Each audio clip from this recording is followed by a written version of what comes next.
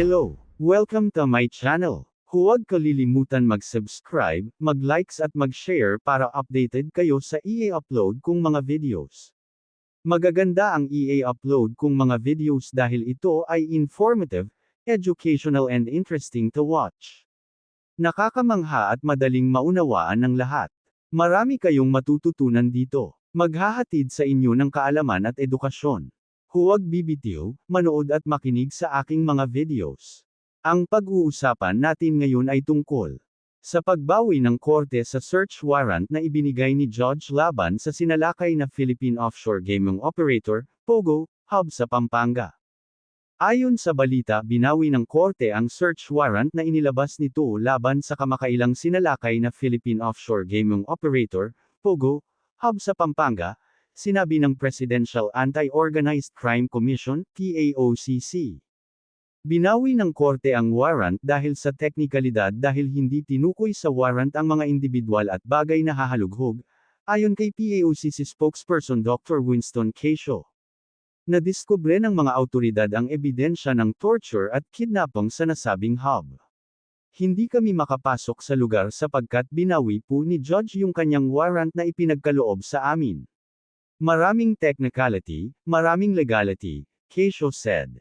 Sinabi ni Casio na nakiusap sila sa judge na ibaliwala na lang sana ang teknikalidad at esentro ang warrant sa merito ngunit ibinasura din ng korte ang kanilang kahilingan. Dahil dito sinabi ng Korte Suprema na titingnan nito ang mga alegasyon na maaaring may impluwensya ang ilang pogo sa hudikatura ng bansa. The Supreme Court will investigate this, sabi ni Supreme Court spokesperson Camille Ting sa isang text message sa mga mamamahayag.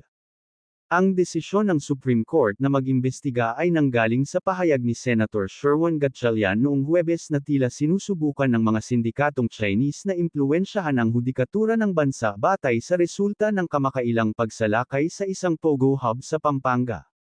Batay sa impormasyong natanggap ko, itong Pogo Hub ay may sitting capacity na higit sa 1,000 ahente.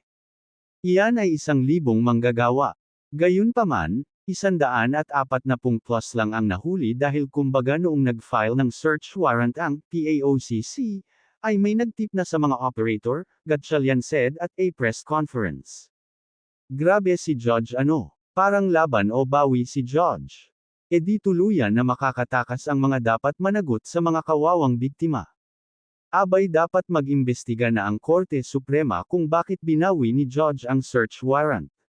Ganon na ba ka-impluwensya ang mga sindikatong Chinese sa mga namumuno sa pamahalaan? Na kaya nilang tapalan ng pera ang mga taong gobyerno. Naalala ko nga may Chinese na walang tumatagal na tao sa kanya. Mga nagtatrabaho sa office ng Chinese na ito ay pinaglilinis niya ng sasakyan niya.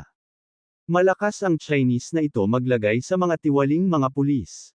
Protector niya ang police colonel na ipinapanakot ng Chinese na ito sa mga tao niya. Ipinaparinig sa mga tao niya ang usapan nila sa police colonel. Naakala ng Chinese na ito ang police colonel na ito ay kayang pumatay ng tao na walang pananagutan sa batas. Mantakin mo ang Chinese na ito bukod pa sa pangit ang pag-uugali nagpa-practice ng law profession hindi naman siya lawyer. Wala naman siya alam sa batas. Ang mga client niya mga Chinese din. Diyan yan sa malapit sa may LRT Quirino Station nag-upisina at nakatira ang Chinese na ito. Dapat imbestigahan din ito ng mga otoridad. Sa pagbawi ni Judge sa search warrant ay klarong-klaro na ito na ignorance of the law na dapat na talaga tanggalin ng Korte Suprema. Bakit kaya binawi ni Judge ang search warrant na inisyo niya laban sa Pogo Hub sa Porac, Pampanga? Bakit kaya? Ano sa palagay niyo mga kasama? Alam na this. Hanggang dito na lang ang video na ito. Thank you for watching.